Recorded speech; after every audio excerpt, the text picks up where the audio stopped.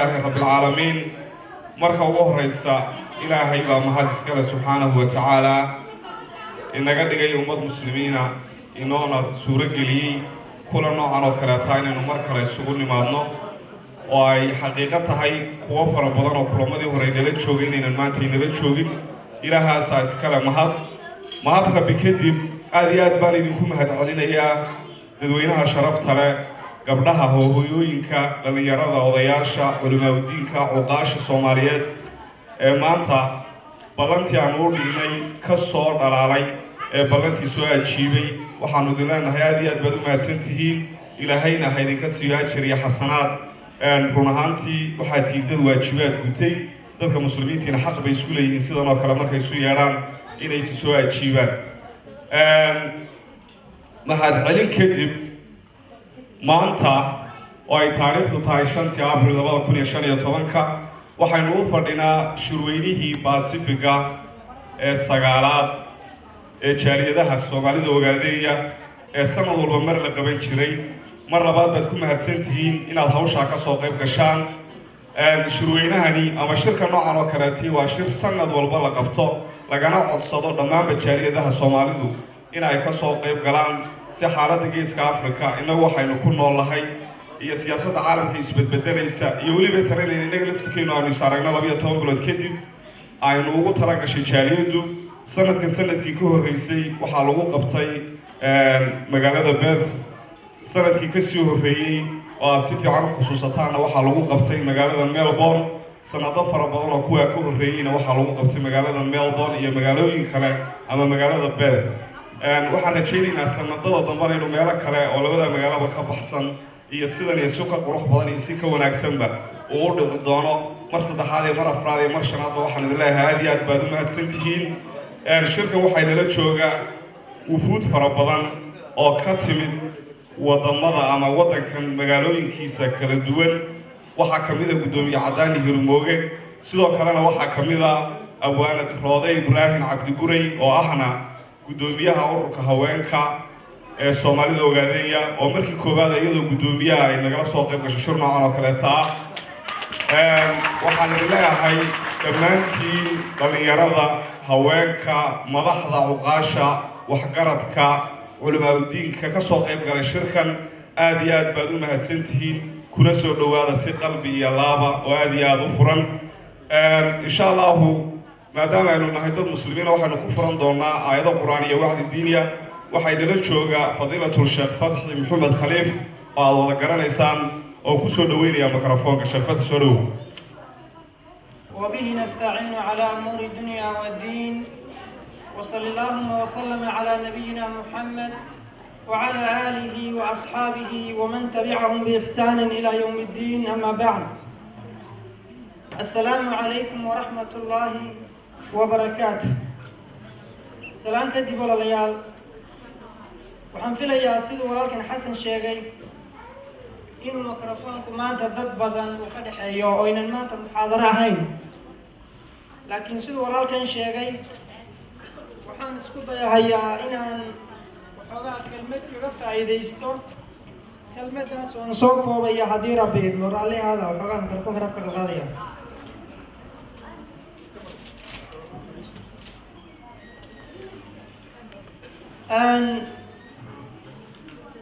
waxaan ku soo koobayaa kelmadda ama aan uga dhigay ciwaan maanta ذم العصبية والقبلية وأثرهما السيء في الأمة xumaanta ay leedahay qabyaaladdu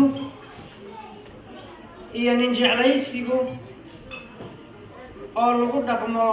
ummadda dhexdeeda baaba'a iyo kala tagga iyo kala fogaanshaha ay ummadda dhexdeeda ku horseedo waxaan u malaynayaa 15 minute baa horteeda la dhigay kagama hadli karo laakiin inaan saa u dulmaraan isku dayahayaa ilaahay subxaanahu wa tacaala wuxuu suurat al-Hujuraat inoogu sheegay aayad si waadixa u sheegtay waxa fadliga iyo wanaagga dadku ku kala fadli badan yihiin inay tahay oo keliya alla ka cabsiga nabigeenuna calayhi salaatu wasalaam wuxuu inoo tilmaamay in ilaahay subxaanahu wa tacaala maalinta qiyaamada alla la hortaagan yahay inuu yahay fadliga iyo wanaagga iyo alla cidda uu fiirinhayo wanaag ahaan u fiirinhayo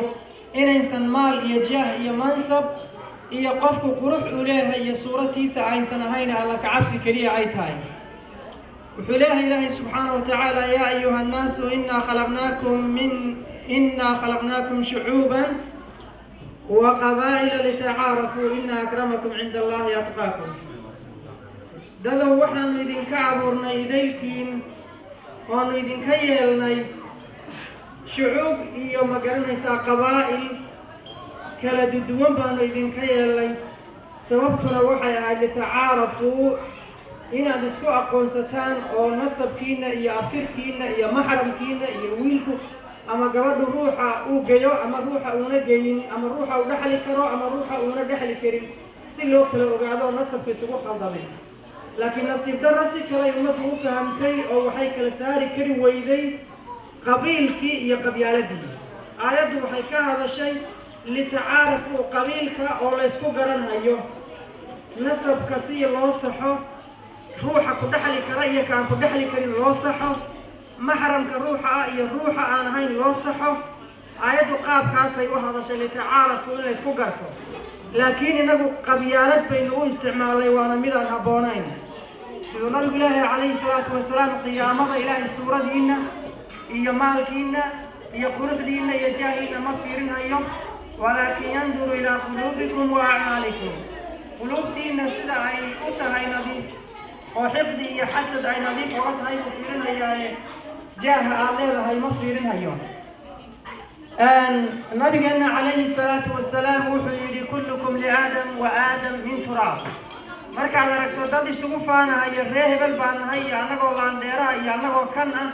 dad waxaa ku mashquulsan marka aad aragto waxay garan waayeen oo ay kala saari kari waayeen ama ay gees mareen asalkii dadku inay isku meel ka wada yimideen oo ilmo aadam yihiin nabigu wuxuu leeyahay kullukum liaadam wa aadam min turaab ruux dahab laga sameeyey male dhammaantiin aadam baan ka soo jeednaa aadamna carada laga abuuray calayhi salaatu wasalaam wuxuu daba dhigay nabigu calayhi salaatu wasalaam laa fadla licarabiyin calaa acjamiyin walaa liabyadin calaa aswadin ilaa bitaqwa allah qof caddi qof madow kama fadli badno qof caddi qof muxuu ahaa mid carabi ihina ku aan carab ahayn kama fadli badno ilaa bitaqwa allah alla subxaanahu watacaala cabsidiisa unbaa lagu kala fadli badan yahay ogaa biyihii isku qardoofay ayaa wuxuu sameeyey inuu isku kiciyo daraaddood isagoo islaamnimadii iyo say isu garabsanayaan ka xun munaafiq ku dhex jirana wuu ahaaye ayaa wuxuu yidhi ma garanaysaan waagii sanad hebel iyo sanad hebel intiin inaad iska disheen ee ree hebel laga dilay ee ree hebel laga dilay kadib baa halkiibaa khilaafo kacay oo utuntii horuu ku soo kiciyey kadib bay halkii burka isku bilaabeen burkii marka la isku bilaabay baa qaarkood waxay dhaheen yaalal muhaajiriin kuwii kalena markaasaa waxay dhaheen yaalal ansaar alla talaahi reer muhaajiriinay alla talaahi reer ansaareeday qayladii buu nabigu maqlay calayhi salaatu wasalaam markaasuu intuu aad u xanaaqay ayaa wuxuu yidhi ma intuu ilaahay idinka koriyey ma garanaysaa cadaab iyo naar idinku ku daadanhaya yaad maanta ma garanaysaa isu habarwacanaysaan markaasaa nabigu wuxuu yidhi calayhi salaatu wasalaam dacuuha fa innahaa muntinna ka taga waa wax urayo bakti ah macnaheedu natiijada qabyaalada ka dhalata ayaa uraysa weeye maxaa weeye waxa urayaay quwadiinni baa burburaysa awooddiinni baa burburaysa midnimadiinni baa burburaysa iyo ma garanaysaa xooggiinni mar haddii la kala jeedsado oo xirda laysu qaado oo dadku ay is-aamini waayaan oo laysku kalsooni waayo oo babarug ka shakiyo waad burburaysaa mumtinnadu waa saas waxa natiijada ka imaan baa wax uraysa abuu leeyahay nabigu calayhi salaatu wasalaam waxaan ku soo koobayaa nabiga calayhi salaatu wasalaam maalin baa la weydiiye oo la yidhi dadka yaa ugu fadli badan yaa ugu fiican markaasaa wuxuu u qaatay inuu xagga tahay abtirka markaasaa wuxuu yidhi yuusuf huwa nabiyullaahi ibnu nabiyullaahi ibnu nabiyullaahi ibnu khaliilullaahi abtir haddaad rabtaan dee afar nabi ninkay iska dhashay nina kama abtir fiicna ninkaasaa ugu abtir fiican yuusuf baa dadka ayaa ma garanaysaa ugu abtir wanaagsan buudi markaasay dhaheen taamaya kuma aanaan weydiinin ee hadda xilligan la jooga bal ka waran markaasaa wuxuu yidhi nabigu calayhi salaatu wasalaam annaasu mucaadinun ka mucaadini aldahabi waalfidda khiyaaruhum fi ljaahiliyati khiyaaruhum fi lislaami idaa faqahuu dadku waa sida dahabka marka uu cayriin yahay aan ciidda laga qasqaasin ama aan laga reebin oo kale kadib ma garanaysaa islaamnimada marka ay qaataan markay gaalada ahaayeen si kala akhyaarsanaayeen ayaa markay islaamnimada qaataanna yay marka dambe u kala wanaagsanaadaan badan ilaahay ajri xasanaadka ka siiyo innagana allah inagu anfaco qodobkaas uu sheekhu inoo soo jeediyay oo moodid kii Soomaali kala geeyay ama maantaba kalifayba inaynu shirar noocan oo kale tahay isugu nimaadno aad iyo aad buu sheekhu ugu ballansan yahay hadda waxaan kusoo dhaweynaya gudoomiye xasan waa gudoomiyaha jaaliyadda Victoria ee caawa martida loo yahay kusoo dhaw gudoomiye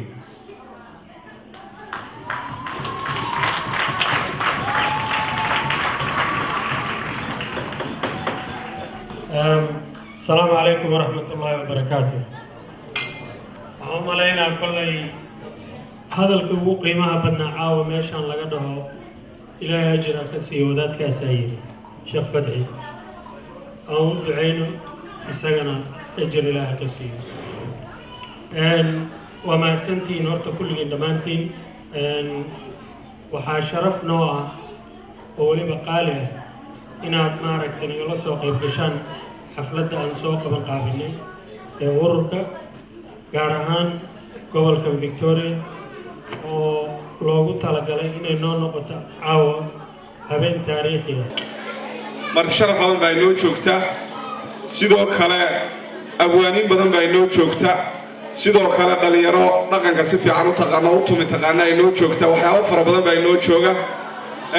sidoo kale shacbigaysa inoo soo socda aad iyo aad baan idinka codsanayaa inaad kuraasta isku xajisaan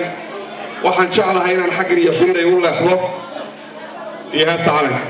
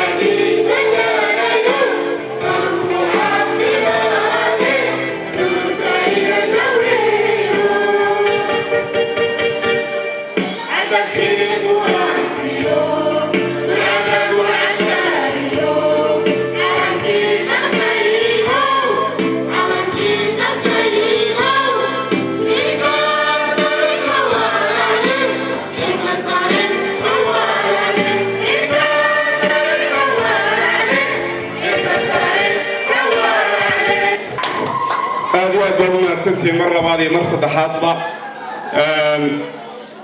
صاحبكي عبد تاجر هاوشا إنه برسميني نادي أقول بهالسيء مرة رايا وحن شاء الله هاي إن الشركة اللي دي بوصل لقنا أو إن هؤلاء اللي هلك كسي ولنا وحكمنا تذكر مرتضى عاوي إن الشوجا قدومية آدم دخرة آدم إبراهيم شيخ آدم وقدوميها كان يذهب باسيفيكا وعاوة هاوشاني أي مرتضى سيجار وقتهاي وحنا هبدو بكسودو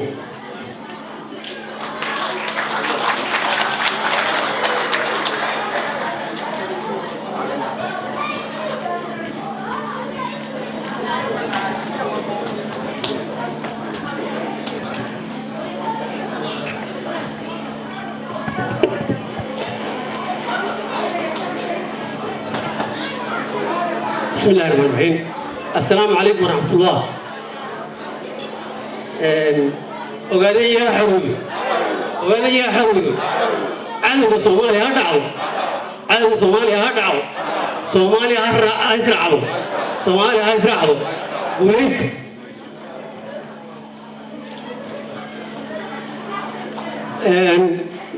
وسلامتي وغورين jaaliyadda Victoria iyo maamulkeeda ee hawsha quruxda badan soo abaabshay aad baa u mahadsantihiin waxaa kaloo aad u mahadsan marti sharafta meelaha kala duwan ee fogfog ka timid tigid iyo kharajba soo gashay ee meeshan timid aad baa ayaguna u mahadsan yihiin muhiimadda meesha ay leedahay shirka uu leeyahay waxaa kaloo aan u mahadnaqayaa ururka YSU oo ayaguna meelo kala duwan ka yimid oo ayagana shirkan waqtigooda u soo horay baan ayagana u mahadnaqayaa waxaa kaloo u mahadnaqayaa dumarka reer Ogaadeeya madaxdooda iyo xubnahooda oo dhanba oo ka qayb qaatay farshaxanka iyo quruxdan aan daawanayna oo shirka qurxintiisa iyo wanaagiisa ka qayb qaatay baan u mahadnaqaynaa waxaa kaloo u mahadnaqayaa duqeyda Soomaaliyeed iyo duqeyda kaleete meelaha kala duwan ka timid iyo duqeyda Soomaalida Ogaadeeya meeshan ka soo qayb gashay aad bay u mahadsan yihiin aad baan u mahadnaqaynaa waxaa kaloo u mahadnaqaynaa culamaa diinka uu ka mid yahay Sheekh Fadxi uu wacdiga iyo maartay xusuusinta adduunku waa aakhiriya adduun aakhiradana adduunka waxaad ku tabcataa aad ka helaysaa marka wuxuuna xusuusiyey aakhiradeenna iyo wanaageenna iyo nolosheenna aakhiro saan u wanaajinayn isna aad buu mahadsan yahay isaga iyo culummada kale ee magaalada joogta ee shirka ka soo qayb gashay waxaa kaloo aan aad ugu mahadnaqayaa walaalahana Soomaalida ka soo qayb galay ay ka mid yihiin gobolada koonfur iyo galbeed walaaladana ka qayb ayaan ka soo qayb galay baa ayaa waxaa ka mid ah walaalada xubnaha kale ee Soomaaliyeed ee ka soo qayb galay u mahadnaqaynaa taas waxay ahayd mahadnaqi takaleeto jaaliyadaha Pacific ka yimid xubnahooduna maartay aad baan ugu mahadnaqaynaa haddana waxaa yar oo briefaan nasiyo anigu isku xidhaanahay jaaliyadaha Pacific jaaliyadaha Pacific waa 6 jaaliyadood wey New South Wales Melbourne Queensland oo Brisbane iyo Townsville iyo West Australia oo Perth marka jaaliyadaha last years yaan shaqaynaynay sanadkii la arkana general meeting oo sano kala isugu nimaadnaa oo ku kala warqaadanaa oo maartay wixii horumar ah iyo wixii in la dardar geliyo la doonayba aan ka wada hadalno taasna jaaliyada madaxdooda ka soo qayb gashay si goodina waan u shiri doonaa berito aad bay u mahadsan yihiin ayaga waxaa kaloo aan idin wargelinayaa jaaliyadaha Ogaadeeya ee adduunka ku nool aad bay u badan yihiin hadda waxay marayaan 72 jaaliyadood oo adduunka ku nool haddaan dib u yar laabto qaaradda Pacific ama Australia iska dhig waxaan kol baan keligay ahaa anu dadku soo reeyay kamid ahaa kol baan laba ahayn kolna saddex ahayn haddana waxaan gaadhnay kumaan ku baan gaadhnay xubnaheedii marka waa guul iyo gabadho waxaa kaloo jirta jaaliyadaha adduunka maanta 5 qaaradood adduunka ka jirta meel ayna ka dhisin ma jirto hadda inta ilaa hadda aan madax ku hayo waxaa weeye 72 jaaliyadood oo adduunka ka dhisan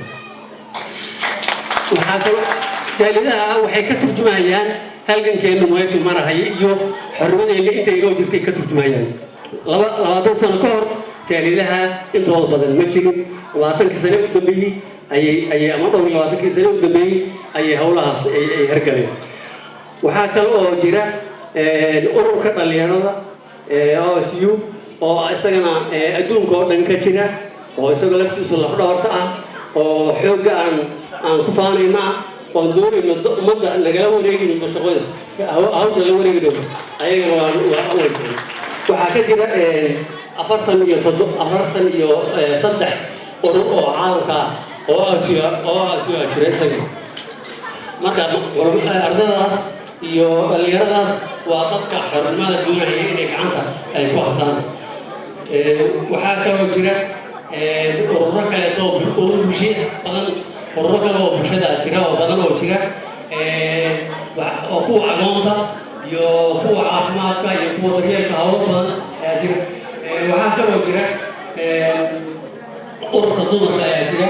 oo maanta gudoomiyey dalada haweenka ogaadaya oo dalada oo madaxdeed maanta laga joogto ayaa jira innaga baasifig ahaan markaan meeshii shirka la isugu tegay ururka dumarka innaga baasifig ahaan ayaa madaxdii ku guuleysanay marka waa sharaf iyo maanta wanaag taasna guushaana waa guul weyn taana maxaa keenay jaaliyaduhu howlgalka ay sameeyaan waddankeena aan u samayno dhan kastaba ahaadee dhan banaanbax dhan halgan dhan taageero dhan kasta oo maaragtay ummaddeena daryeelkeeda si kastaba ahaatee ama siyaasiyiin ha ahaato ama social ha ahaato halgankeena ay qayb aan ka qaadano ayaa noo hirgeliyey madaxa waxaa saasaa laynoogu dartay madaxdaana waa abwaana rawda oo wada taqaanaan oo halkan fadhiya waxaa kaloo jira urur baasifiga oo dumarkaa jira oo 7 qof 8 qof ka kooban oo 2 reer Melbourne iyo 2 Perth iyo 2 Queenslandia iyo sidoo kale madaxda dalada iyo xubin kale oo New South Wales marka haddii aad dumarka maanta tihiin si gooni ah ayaad maaragtay halganka uga qayb qaadataan madaxduna way og tahay jaaliyaduna way og tahay haddii aan hadda si fiican u soo noqdo waxaa weeye dadkeena meesha fadhiya waxaa u badannahay dumarka u badannahay marka sidaa waxay ku tusaysaa dumarkuna waa salka unugiisa waa haanta salkeeda marka haanta haddii maaragtay aynu unkanayn ama ayn sollayn biyo ma celiso sidaa darteed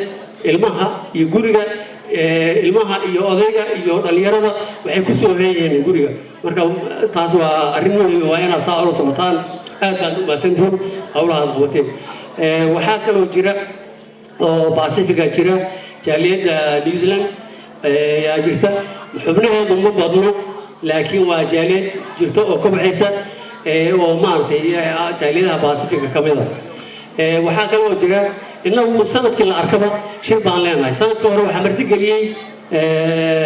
West Australia sanadka waxaa martigeliyey Victoria sanadka soo socdana hadda aan dooran doonaa qolada ka qayb gali doona waxaa kaloo jira jaaliyadaheena 72 iyo 2 ee adduunka ka jira sanadkiiba hal shir bay leeyihiin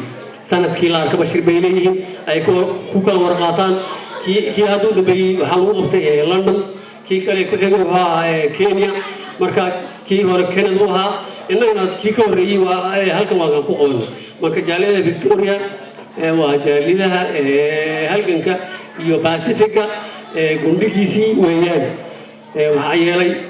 jaaliyadii ogaadey Soomaalida ogaadeeya ee u horeysay waxay ka asluuntay magaaladan aan joogno taasna waa mahad Ilaahay inta kale oo waxaan u qabeynaa waa furuuc waxay ka unkameen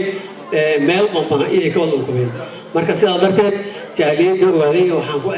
Victoria waxaan kula dardaarmayaa inaad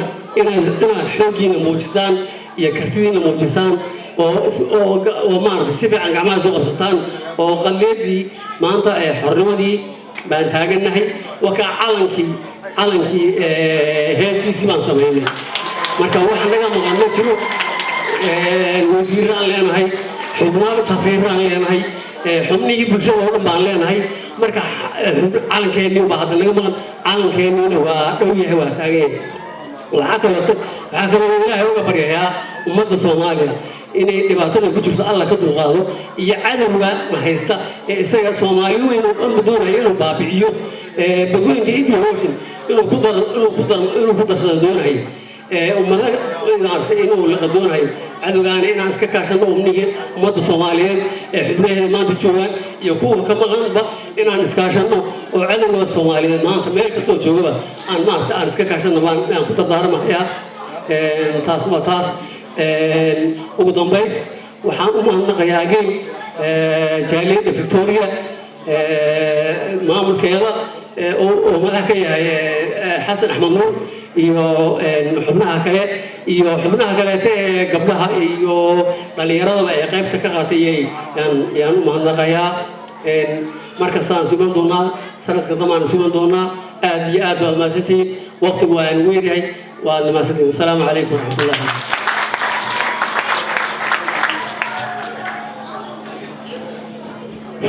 aad iyo aad buu mahadsan yahay gudoomiyaha aadan dakhare waa isuduwaha jaaliyadaha Pacifica halmaan hadal kuma jiro aad iyo aad baan sheekh aadan ugu mahad celinaynaa khudbada qiirada badan iyo warbixinta wanaagsan oo inoo soo jeediyay sida uu gudoomiyuhu ka dhawaajiyay ama hadda inoo sheegayay waxay nala jooga marti sharaf ama walaalaheena Soomaaliyeed baa nagu soo sharfaynay maanta hawshan iyo nagala soo qayb galaan runtii waayadan libaax iyo caana u geyn bay ahayd oo meeshii ay oralaf iyo wax la halmaamaa wax ku qabsanayaan waxaad moodaysay Soomaalida in laga dhaariyay laakiin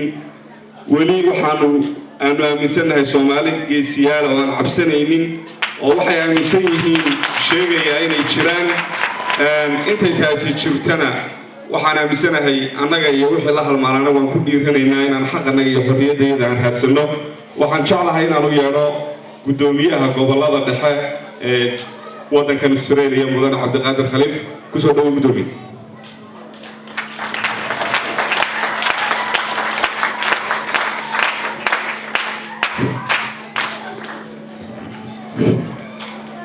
bismillaahi raxmaani raxiim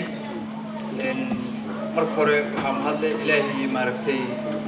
ilaahay isu keenay ayaa mahadle marka labaad waxaan rabaa inaan mahad celiyo dadkii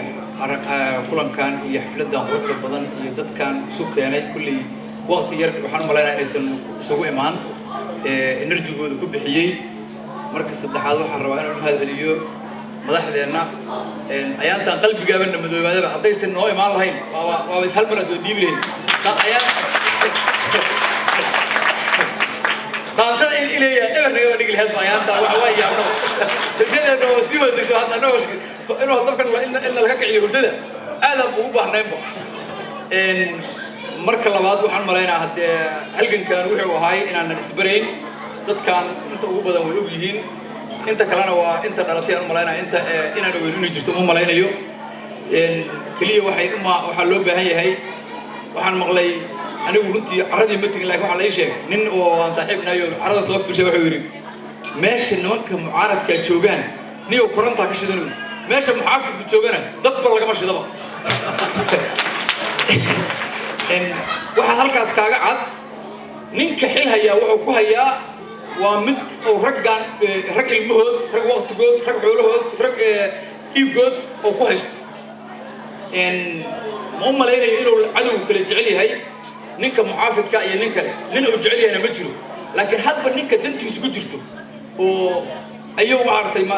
hadba si u isticmaalaa marka ummadii hore waxay dhihi jireen war ma waxaan samaynaa wax annaga noo daran mise wax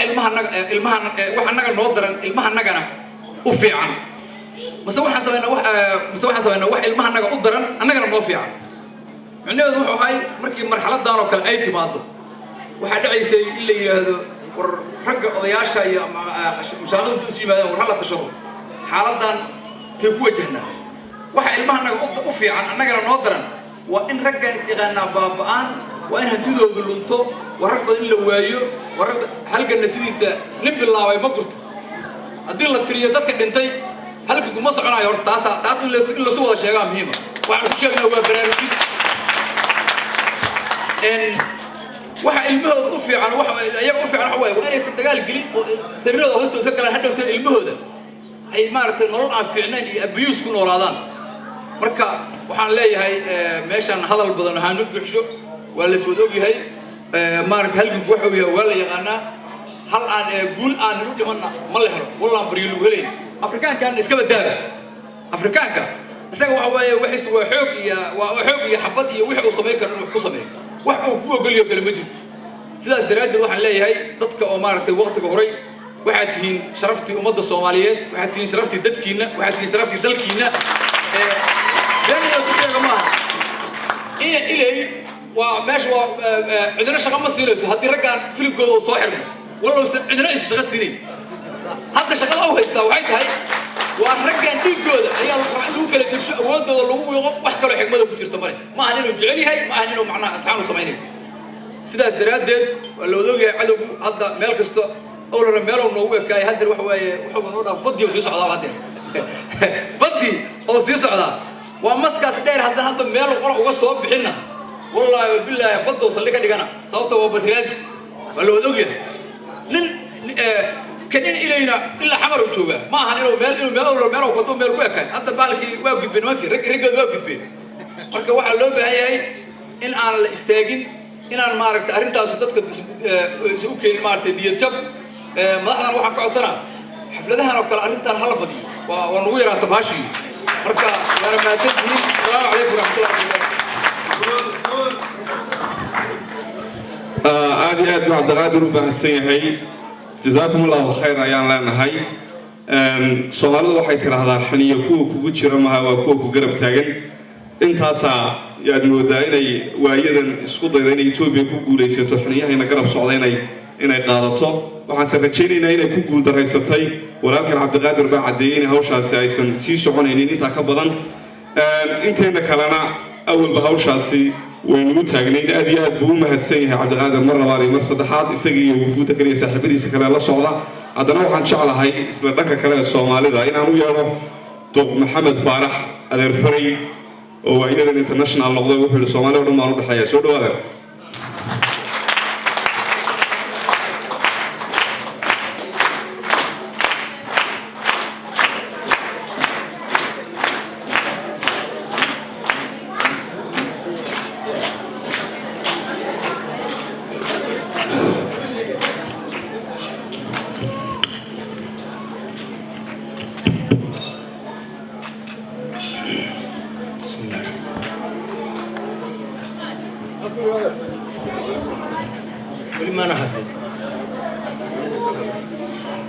السلام عليكم ورحمة الله وبركاته.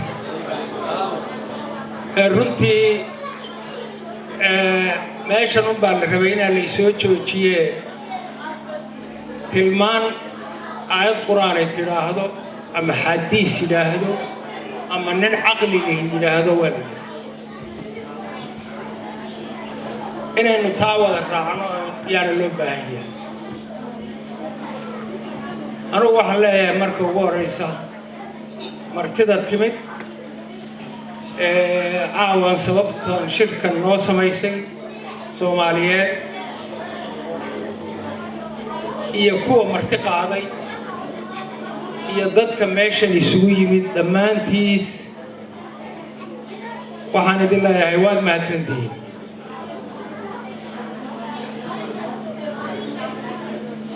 آدي بعد ما تنتهي وحان انت هدان كبحو إله بقر كائن نابوري من بدا بدن إنه يرى قار عدد قار مدو قار مارينا قار جدودنا من بسلادي مودو إله بقر كا وحنا قلت لك على قف كستا إنه عابد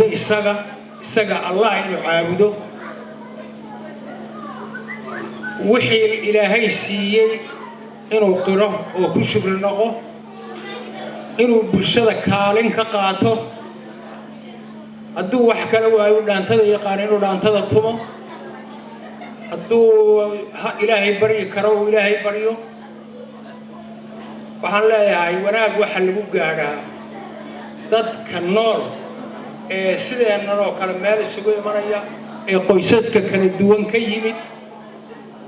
qof kasta waxa loo baahan yahay inuu khayr sameeyo wax taro oo caruurta odayga iyo habartu laga soo bilaabo caruurta ay ku abaabiyaan wax tar wax qabad fikrad wanaagsan nadiifad wanaagsan wada hadal wanaagsan saaxiibnimo wanaagsan ubadkuna inay qaataan weeye dadna bulshadii oo dhan ay sidaas dad wanaagsan oo nadiif oo ilaahay garanayo oo ilaahay qiraya inay noqdaan wanaag ninbaa waxaa la yidhi wiil fadaqa dhalay oo markaasi wuxuu yidhi war wiilyahow haddaad xoolo dooni xamaraag joog haddaad xilo dooni xamaraag joog haddaad qurux dooni xamaraag joog qofkii doonaya wanaagow adugu kow keligaa inaad wax wanaagsan qabato kasoo oo isku dadaal oo dadka af wanaagsan kula hadal oo waxaad qabanaysaa wax muuqda ha noqdeen oo midnimo iyo qoys laga bilaabo midnimo abuur waxaan leeyahay kulligii waxaad jeceshiin aynu jecelahay inaynu wax qabanno qof walba horta dhankaaga wax khayr la ku dhaqaa qof walba wax khayr la ku dhaqaa wax khayr la qabo qof walba waxaad qaban karta wax la arkayo oo wanaagsan oo muuqda ha noqda qof walba inaad kula dhaqanto bulshada aad la nooshahay deriskaaga ama ha caddaadeen ama ha madoobaadeen inaad kula dhaqanto wanaag deriskaaga oodan kolka dadka caddi ku fiirinaya adan sii fiirinin oodan u soo dhugan dadka madoobadan sii dhuganin ood wanaag ku dhaqanto qof walba ku dhugan markaynu saa yeelno waxaa soo baxaysa wax muuqda inaynu noqonno oo waxtar leh oo wanaagsan dadka waaweyn anigu aan ka jiro iyo malahada waxaa la rabaa inay tusaan kol hadday isxilqaameen qof islaamay cadaalad af wanaagsan soo dhoweyn soo jiidasho midnimo inay abuuraan baa loo baahan yahay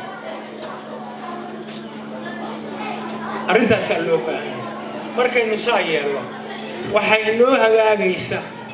hannaanka aan u soconnay qoys laga bilaabo naf laga bilaabo iyo waxa guud intaas wadin maayo nin meeshaas durba yidhi hadalka waad dheeraysaayoo waa yar ma dheeraynayo caawe waxaa loo baahan yahay haddaa intaa inaan halkii dhanka kaga baxo dhanka kale qof kastaa nabad buu u baahan yahay qof kastaa in sharaftiisu kaamil tahay buu u baahan yahay qof kastaa cadaalad buu u baahan yahay qof kastaa walaalnimo u baahan yahay ummadaha geeska afrika ku nool waxaa loo baahan yahay ee dawladaha xabad iyo xaqiraad iyo cadaalad darro wax ka xun ma jiraan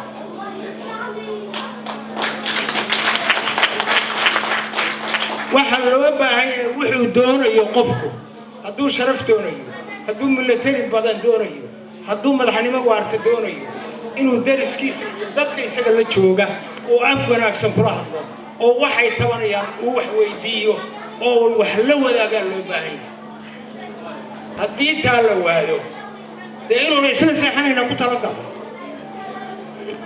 isaguna inuuna seexanayn oo dhib hor taagan yahay meel walba oo cabsi hor taagan tahay oo dhiig hor taagan yahay oo talawaa hor taagan yahay oo kharash baxaa hor taagan yahay oo nacayb hor taagan yahay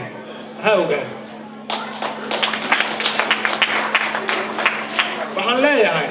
madaxda geeska afrika hal dawlad ha isku noqoto hadday rabo cadaalad iyo walaalnimo iyo xurmo iyo sharaf iyo karaama ku wada noolaa qofkan hadduuna wanaag rabin uuna xurmo lahayn ilaahay ma keeneenba intaana waxaan u jeedinayaa geeska afrika oo ku ceebaysan wanaaggii iyo waxwada qabsigii iyo khayrkii iyo walaalnimadii iyo degaankii ku ceebaysan idinkana waxaan leeyahay intaanan meesha joogta waa wada dhimanaynaa tabarna ma lihin qof kasta hadduu yar yahay iyo ka dhuuxiina ku jira iyo idinka nool meesha istaagtaan baraka alla ha geliyo waxaad ku hadashaan wax ilaahay raali geliya ha ka dhig wixii aad cuntaan wax calooshiina tago waxaad ku waartaan oo naxariisaad ku heshaan allah ka dhig quruxda adduunyo iyo ta aakhiraba alla idiin qadaro cadaalad iyo wanaag iyo deris wanaag iyo walaalnimo alla idiin qadaro dembigee horay nooga dhacayna allah ha dhaafo ka naga dhici doonana allah ha dhaafo assalaamu calaykum waraxmatullah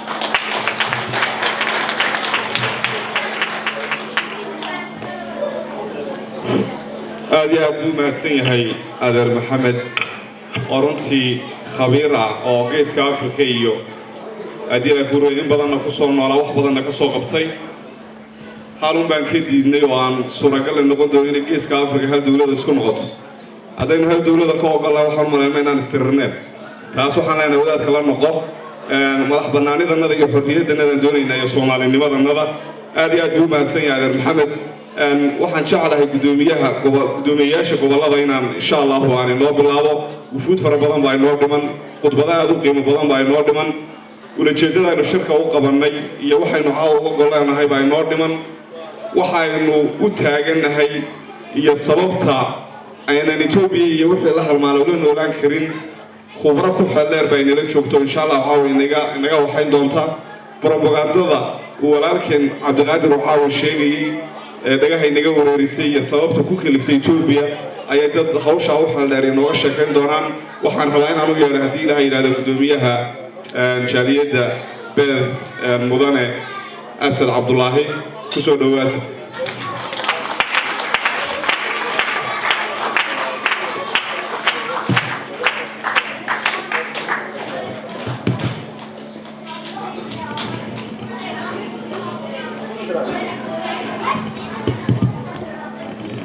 السلام عليكم ورحمة الله وبركاته.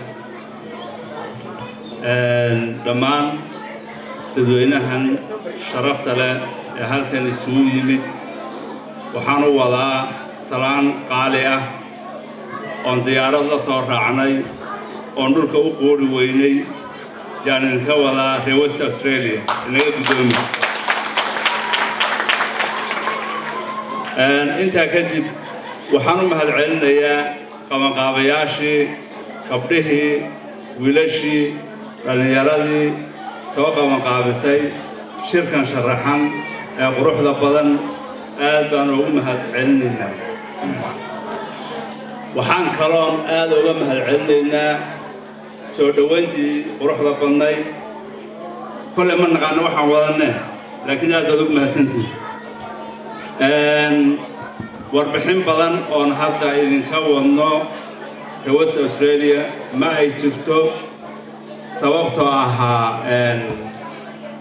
dadka halkan meesha jooga nin walba hadduu garabkiisa fiiriyo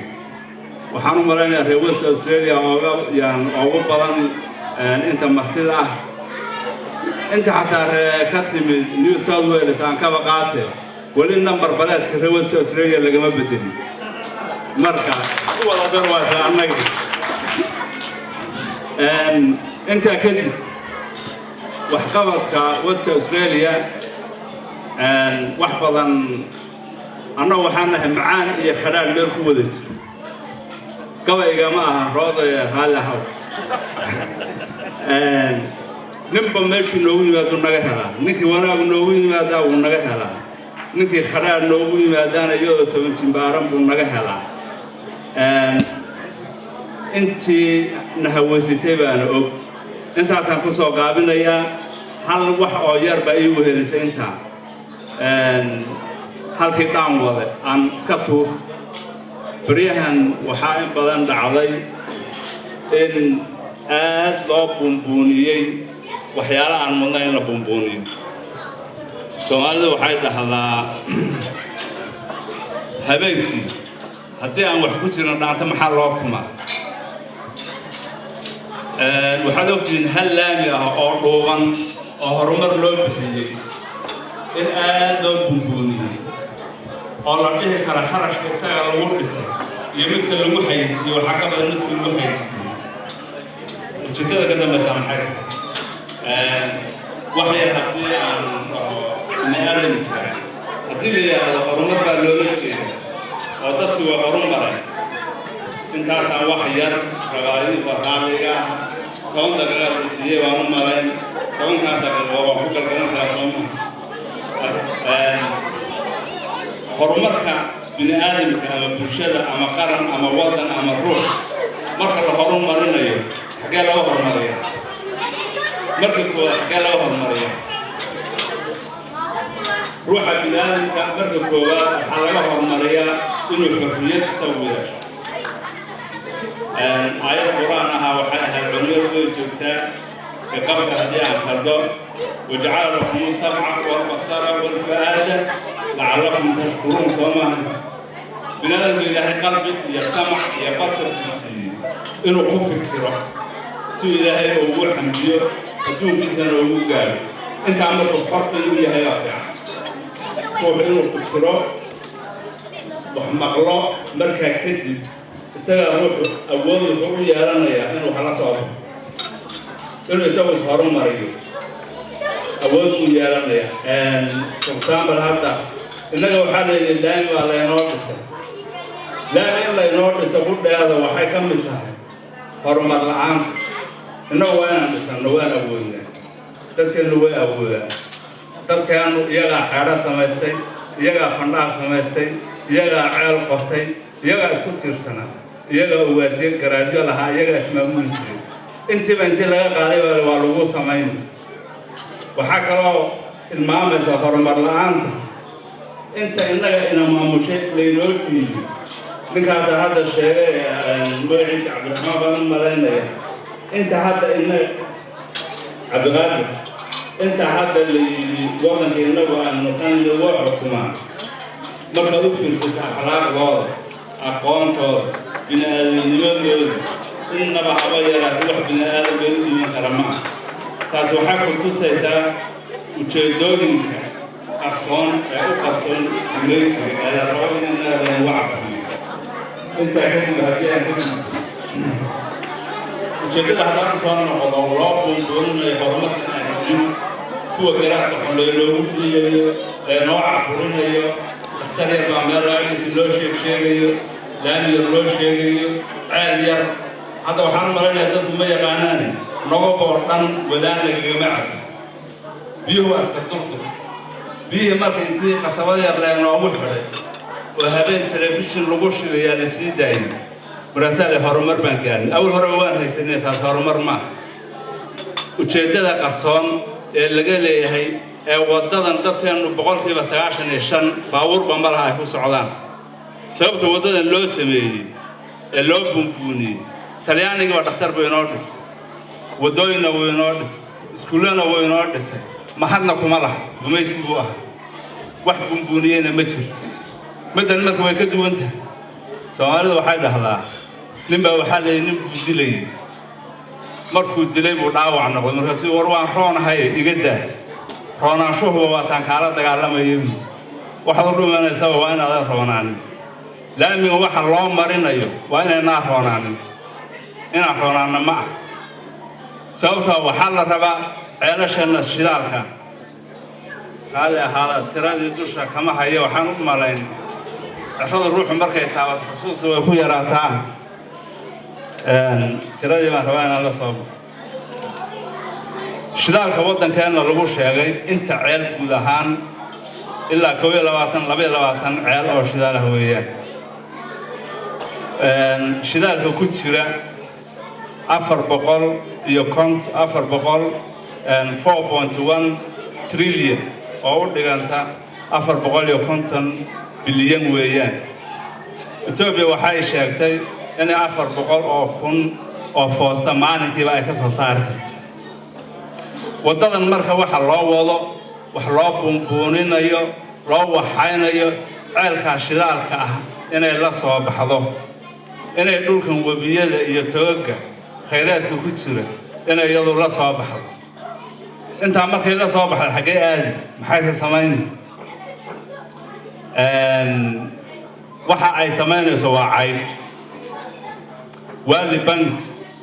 wuxuu sheegay Ethiopia tiradeeda caynnimadeeda markuu sheegay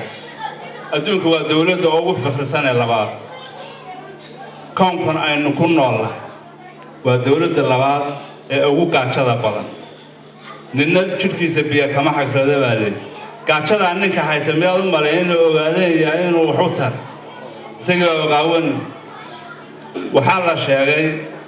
tirada guud ee Ethiopia ee caydha cayd waliba ma saboolnimada ka sii hooseysa waliba waxaa la sheegay 76% oo waliba kuwa soo qoraayihiin kuwa iyaga u heelinaya waxaa sheegeen dadka reer miyiga 96.30 inay tahay cayb